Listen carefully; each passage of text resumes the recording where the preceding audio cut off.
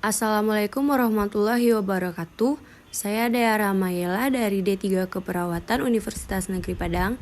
Di sini saya akan menjelaskan sedikit tentang pengkajian keperawatan, menyusun data fokus, dan merumuskan diagnosa menggunakan buku SDKI.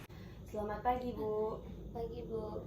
Perkenalkan, nama saya Perawat Dea dari Keperawatan UNP. Di sini saya berdinas dari jam 8 pagi sampai jam 12 siang. Saya di sini bertugas untuk melakukan asuhan keperawatan kepada Ibu. Baik. Tujuan saya di sini adalah untuk melakukan asuhan keperawatan kepada Ibu kurang lebih sekitar 10 menit. Apakah Ibu bersedia? Bersedia, Bu. Baiklah, Bu, saya mulai dengan mendata biodata Ibu. Baik, Bu. Dengan Ibu siapa? Dengan Ibu Tania. Umur Ibu berapa? 20 tahun. Agama Ibu? Islam. Apakah Ibu sudah menikah? Belum. Pekerjaan Ibu apa, Bu? Masih mahasiswa. Alamat Ibu di mana? Di Ampadu, Pariaman Utara. Suku bangsa Ibu? Minang.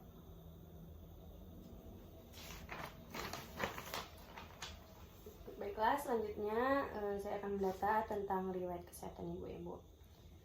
Keluhan utama Ibu apa, Bu? Nafsu makan saya berkurang. Terus kalau makan sakit untuk menelan. Suhu tubuh tinggi. Terus berat badan turun dan badan makin kurus. Alasan Ibu masuk rumah sakit apa, Bu? Karena suhu tubuh saya tidak turun-turun. Apakah Ibu sudah melakukan upaya untuk mengatasi penyakit Ibu ini? Sudah, Bu, saya sudah makan dan minum susu. Gimana keadaan Ibu pada saat ini, Bu? Masih lemas dan suhu tubuh masih tinggi. Apakah Ibu punya penyakit waktu masa kecil, Bu? Ada, Bu, diare, batuk, dan flu. Apakah Ibu pernah dirawat di rumah sakit? Belum pernah. Apakah Ibu pernah minum obat rutin, Bu? Tidak pernah. Apakah Ibu pernah operasi? Tidak pernah. Apakah Ibu memiliki alergi? Tidak ada, Bu. Imunisasi Ibu gimana, Bu? Lengkap, Bu? Lengkap.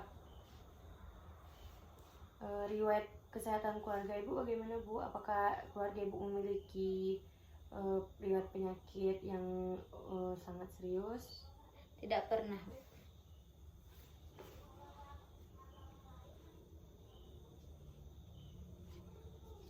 Baiklah, Bu, kita lanjut ke pengkajian biologis Ibu ya, Bu. Baik, Bu. Yang pertama itu rasa aman dan nyaman.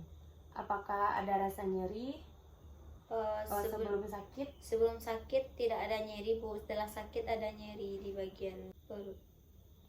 Apakah itu mengganggu aktivitas Ibu sebelum sakit? Sebelum sakit tidak. Sudah sakit? Sebelum sakit tidak ada, Bu. Sesudah sakit mengganggu aktivitas saya, Bu.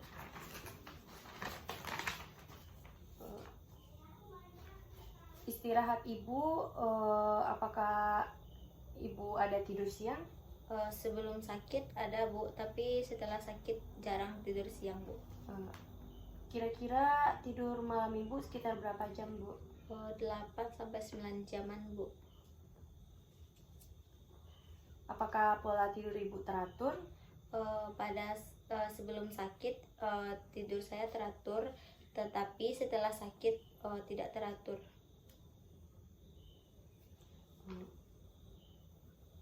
Berapa banyak Ibu minum per hari, Bu, sebelum sakit?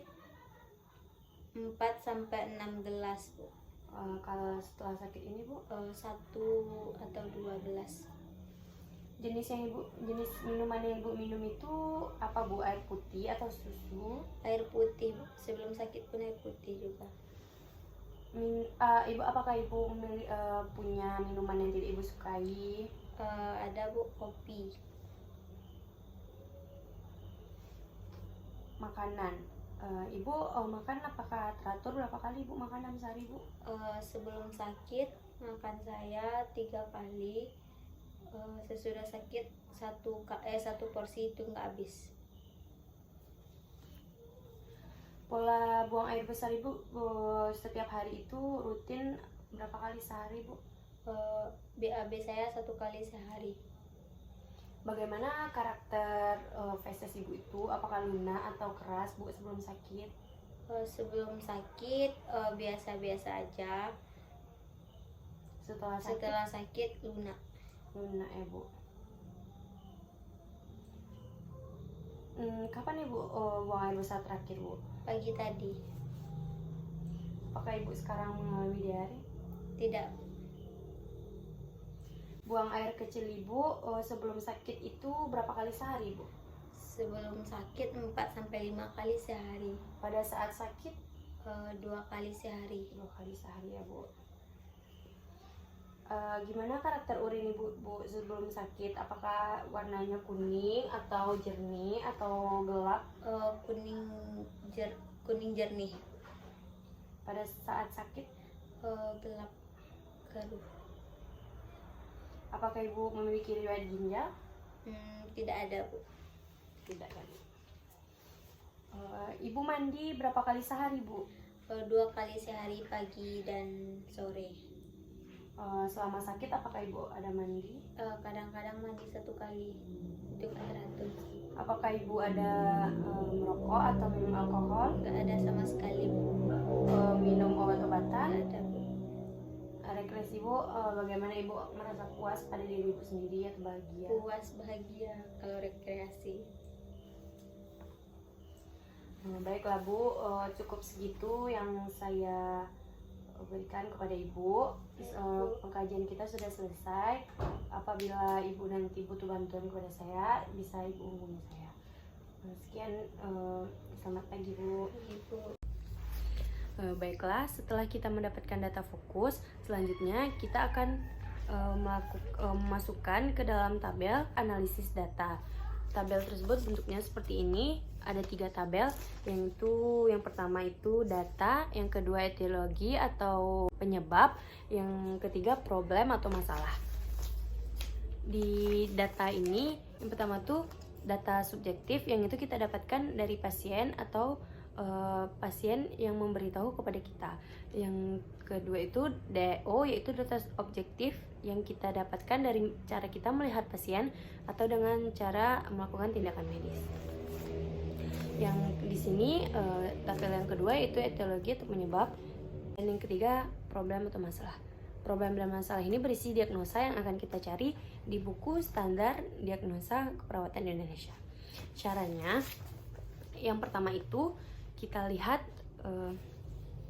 data di analisis data ini. Contohnya, pasien mengatakan tidak nafsu makan, kesulitan dalam menelan makanan, makan hanya 1 kali sehari, berat badan menurun, dan suhu tubuh meningkat. Nah, karena di sini berhubungan dengan nutrisi dan cairan, maka di daftar isi standar diagnosa ini kita lihat di bagian subkategori nutrisi dan cairan.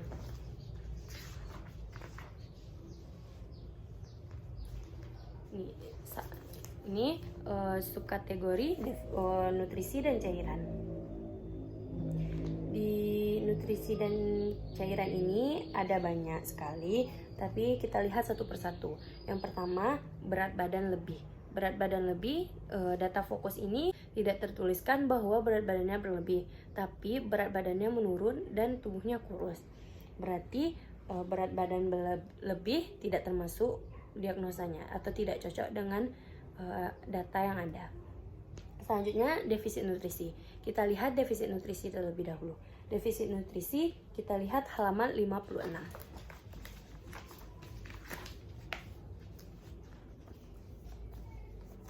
Setelah kita dapatkan defisit nutrisi, selanjutnya kita lihat definisinya terlebih dahulu. Definisinya adalah asupan nutrisi tidak cukup untuk memenuhi kebutuhan metabolisme. Dari definisinya di situ sudah menggambarkan bahwa nutrisinya itu tidak cukup. Dari definisinya itu sudah cocok dengan data yang kita punya. Selanjutnya, untuk memastikan lebih jelasnya atau lebih cocoknya, kita lihat gejala dan tanda minornya. Gejala dan tanda minornya, di sini kita lihat data subjektif dan objektifnya. Data subjektifnya tidak tersedia, berarti kita lanjut ke data objektifnya.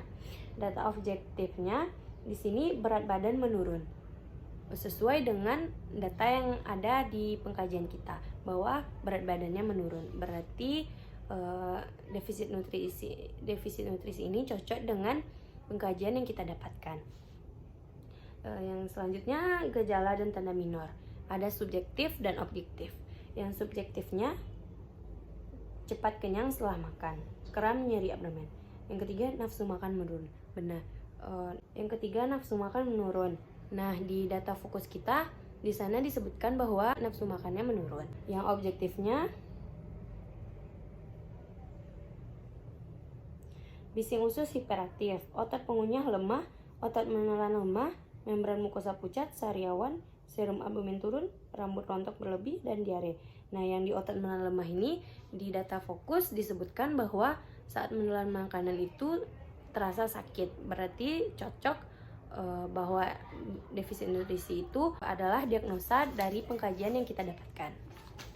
Untuk membuktikan lebih jelas atau memastikan lebih jelas, kita lihat selanjutnya yang ada di daftar isi itu, yaitu di bawah defisit nutrisi itu ada diare. Kita lihat diare untuk memastikan apakah benar defisit nutrisi itu sudah cocok jadi diagnosa kita. Kita lihat diare halaman 58. Diare halaman 58, kita lihat yang pertama itu definisinya. Definisi diare adalah pengeluaran feses yang sering, lunak, dan tidak berbentuk. Sedangkan di data fokus ini tidak disebutkan bahwa fesesnya itu sering dan lunak. Jadi di definisi saja sudah tidak cocok menjadi diagnosa dari pengkajian yang kita dapatkan. Berarti diagnosa yang kita dapatkan dari pengkajian di awal ini adalah defisit nutrisi. Selanjutnya, setelah kita dapatkan defisit nutrisi, diagnosanya kita isi di tabel yang sebelah ujung, defisit nutrisi. Selanjutnya kita akan mencari etiologi atau penyebabnya. Di sini penyebabnya. Penyebab itu yang pertama, ketidakmampuan menelan makanan. Iya, cocok. Yang kedua, ketidakmampuan mencerna makanan. Tidak. Ketidakmampuan mengabsorpsi nutrien. Tidak. Meningkatkan kebutuhan metabolisme. Tidak. Faktor ekonomi, finansial. Tidak mencukupi. Yang keenam, faktor psikologis itu misalnya stres, keengganan untuk makan. Yang lebih cocok di sini yaitu faktor fisiologis, yaitu keengganan untuk makan. Karena tidak ada nafsu makan, maka dari itu nutrisi yang masuk ke dalam tubuh juga tidak ada karena pasien tidak mau makan atau tidak ada nafsu makan.